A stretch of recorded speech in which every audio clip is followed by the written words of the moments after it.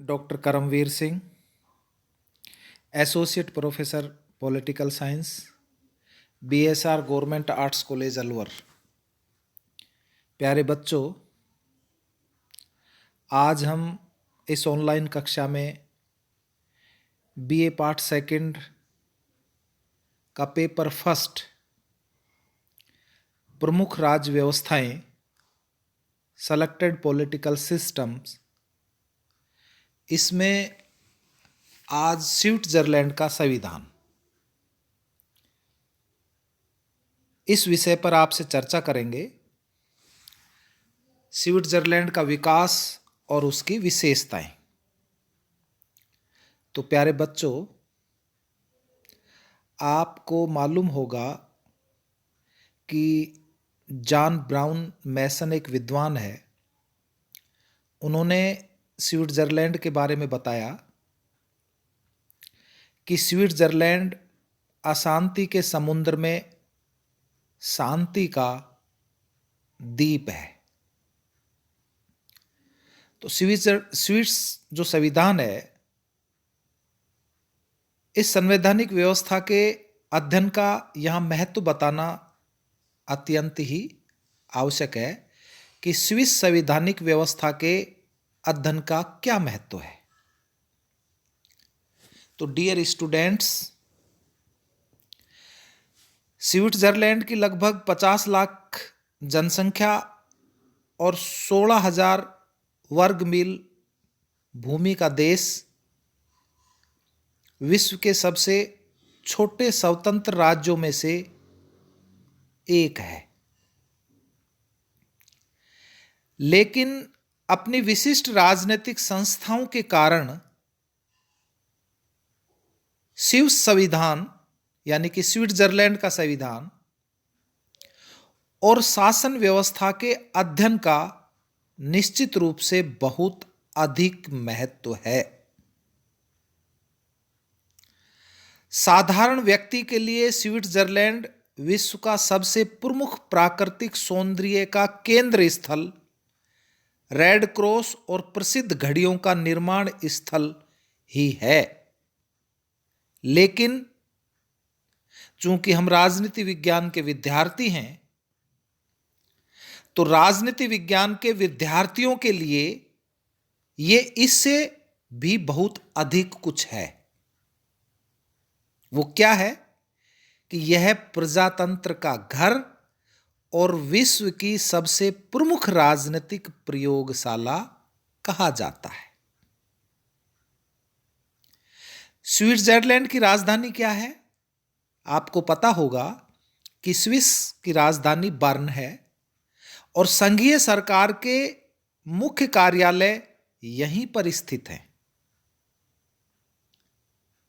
जहां तक इसके महत्व को हम विभिन्न रूपों में बांट सकते हैं, जैसे मैं आपको बताऊं, नंबर 1 कि विश्व का सर्वाधिक प्राचीन गणतंत्र, oldest Republic of the world, कि स्विट्जरलैंड विश्व का सर्वाधिक प्राचीन गणतंत्रीय राज्य है। सन 1848 के संविधान द्वारा स्विट्जरलैंड में गणतंत्र की स्थापना हुई, आपको मालूम होगा, और उस समय वह आधुनिक विश्व का अकेला गणतंत्र था। सन 1848 के पूर्व भी स्विट्जरलैंड में इस प्रकार का राजतंत्र नहीं रहा कि जिस प्रकार का राजतंत्र इंग्लैंड, फ्रांस या सोवियत रूस में था। रैपार्ड इसी बात को दृष्टि में रखते हुए उन्होंने लिखा कि स्विट्जरलैंड युगों से गणराज्य रहा है, युगों से गणराज्य रहा है। स्विस नागरिक न केवल वंशानुगत राजा वर्णन किसी एक निर्वाचित प्रधान को भी पूर्ण शक्ति प्रदान करने के विरुद्ध रहे हैं, और इस गणतंत्रीय भावना की अत्यधिक प्रबलता के कारण ही उनके द्वारा एकल कार्यपालिका के स्थान पर बहुल कार्यपालिका को अपनाया गया है। हैंस हुबर ने लिखा कि राजतंत्रीय ढंग से सोचना स्विट्जरलैंड के निवासियों के लिए एक विदेशी बात है। किसी शासक की शक्तियों व विशेषाधिकारों के लिए उसके हृदय में कोई गुंजाइश नहीं है।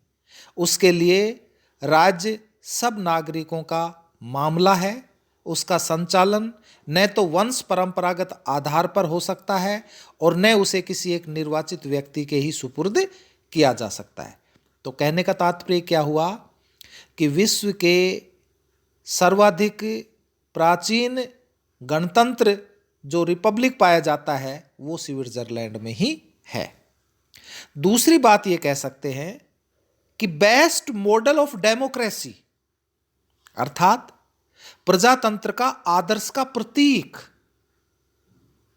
तो प्यारे बच्चों, जो स्विस राजनीतिक व्यवस्था को महत्व प्रदान करने वाला दूसरा जो महत्वपूर्ण तत्व कहा जा सकता है या महत्वपूर्ण जो कारक कहा जा सकता है या महत्वपूर्ण जो रूप कहा जा सकता है वो उसका प्रजातंत्रात्मक लक्षण ही है। आधुनिक युग में स्विट्जरलैंड उसी प्रकार से प्रजातंत्र का प्रतीक है जिस प्रकार प्राचीन विश्व में एथेंस था। स्विस प्रजातंत्र के नागरिकों को राजनीतिक व्यवस्था में भाग लेने की जितनी सीमा तक शक्ति प्रदान की गई है उसकी सीमा तक अन्य किसी लोकतंत्र में प्रदान नहीं की गई है। आपको मालूम होगा कि 5 स्विस कैंटनों में वर्तमान समय में भी प्रत्यक्ष लोकतंत्र है और नागरिकों के द्वारा जनसभाओं में कानून का निर्माण किया जाता है। लोक निर्णय और आरंभक का स्विट्जरलैंड में ही उदय हुआ और वर्तमान समय में भी इसका बहुत अधिक सीमा तक पालन किया जाता है। अतः यह ठीक ही कहा गया है कि यदि ब्रिटेन संसदात्मक व्यवस्था का और अमेरिका संघात्मक व्यवस्था का जनक है तो स्विट्जरलैंड आधुनिक विश्व में प्रत्यक्ष प्रजातंत्र का घर होने का दावा कर सकता है और यह दावा कोई झूठ नहीं है। तीसरी बात, विविधता में एकता। कि स्विट्जरलैंड में विविधता के बीच एकता का भी आदर्श उदाहरण उपस्थित किया है। कैसे किया है स्विट्जरलैंड विविधता के बीच एकता का आदर्श उदाहरण? कि स्विट्जरलैंड में भाषा, धर्म और संस्कृति के भेद पाए जाते हैं लेकिन इन भेदों के बावजूद राष्ट्रीय एकता की भावना बहुत अधिक प्रबल है उन लोगों में। स्विट्जरलैंड में लगभग 74% लोग जर्मन हैं, आपको पता होगा, और 20% फ्रेंच हैं, 5% इटालियन हैं और मात्र 1% रोमन भाषा के भाषाई हैं। लेकिन इन भाषा संबंधी विविधता का हल इन सभी भाषाओं को राजभाषा का स्तर प्रदान कर निकाल लिया गया। इसी प्रकार वहां लगभग 58% लोग प्रोटेस्टेंट, 40% रोमन कैथोलिक, 1% यहूदी और 1% अन्य हैं। लेकिन इन सभी ने धार्मिक सहिष्णुता और एक दूसरे के प्रति सम्मान को इतने गहरे रूप में अपना लिया है कि इन धार्मिक भेदों ने राष्ट्रीय एकता को निर्बल करने के बजाय सुदृढ़ ही किया है। भाषाई और धार्मिक भेदों के कारण फूट उत्पन्न न होने का एक कारण यह भी कहा जा सकता है कि वहां एक ही धर्म के अनुयायियों की भाषाएं अनेक हैं और एक भाषा बोलने वाले लोग अनेक धर्मों के अनुयायी हैं। इसके अतिरिक्त कैंटनों की सीमाएं भी धर्म तथा भाषा के क्षेत्रों में सीमाओं से भिन्न हैं। इन सब के कारण धर्म, भाषा और क्षेत्रीयता के भेद प्रबल नहीं हो सके। और एक विद्वान है ब्रुक्स, उन्होंने तो ये कहा कि स्विट्जरलैंड ने ये दिखा दिया है कि उन लोगों में भी घनिष्ठ सहयोग की संभावना हो सकती है जो कभी राजनीतिक दृष्टि से परस्पर स्वतंत्र थे तथा जो लोग आज भाषा व धर्म के द्वारा व्यापक रूप से विभाजित है। तो स्विट्जरलैंड की विविधता में यह एकता भारत जैसे राज्यों के लिए तो एक उदाहरण ही है, उदाहरण ही हो सकता है। सुदूर भविष्य में एक विश्व राज्य की स्थापना के लिए यह आदर्श बन सकता है। चौथी बात यह कही जा सकती है कि स्थायी तटस्थता। इस स्थायी तटस्थता का क्या मतलब है कि अंतर्राष्ट्रीय राजनीति की दृष्टि से स्विट्जरलैंड की राजनीतिक व्यवस्था का अध्ययन महत्वपूर्ण है, क्योंकि वर्तमान समय में जबकि विश्व के विभिन्न राज्य एक दूसरे का विरोध करने में संलग्न हैं, स्विट्जरलैंड ने स्थायी तटस्थता को अपनाकर अशांति के समुद्र में बसने वाले सुखी द्वीप की स्थिति प्राप्त कर ली है। सर्वप्रथम 1815 की वियना कांग्रेस द्वारा स्विट्जरलैंड की स्थायी तटस्थता को मान्यता प्रदान की गई और 1919 की वर्साय संधि और उसके बाद के अन्य अंतर्राष्ट्रीय सम्मेलनों में स्विट्जरलैंड ने सदा इस बात पर बल दिया। इसके अलावा नेक्स्ट ये भी कहा जा सकता है कि बहुलकालीय पालिका की जो स्विस संवैधानिक व्यवस्था का महत्व है, उसमें एक बहुल कार्यपालिका का भी बहुत रोल है।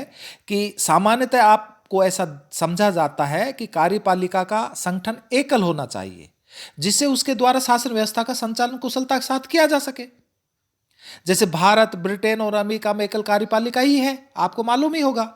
लेकिन स्विट्जरलैंड में 7 सदस्यों की बहुल कार्यपालिका को अपनाया गया है और यह कार्यपालिका न तो पूर्ण अंशों में संसदात्मक है और न ही अध्यक्षात्मक, वर्णन इनमें दोनों के ही गुणों को ग्रहण करते हुए विश्व के सम्मुख एक नवीन उदाहरण उपस्थित किया गया है।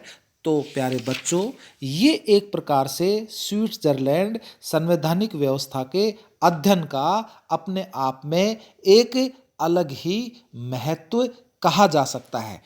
कल जो आपकी क्लास होगी उसमें स्विट्जरलैंड का संवैधानिक विकास किस प्रकार से हुआ, विकास का तात्पर्य यह है कि धीरे धीरे कैसे किस प्रकार से इसका विकास हुआ, इसके संदर्भ में मैं आपको बातें बताऊंगा।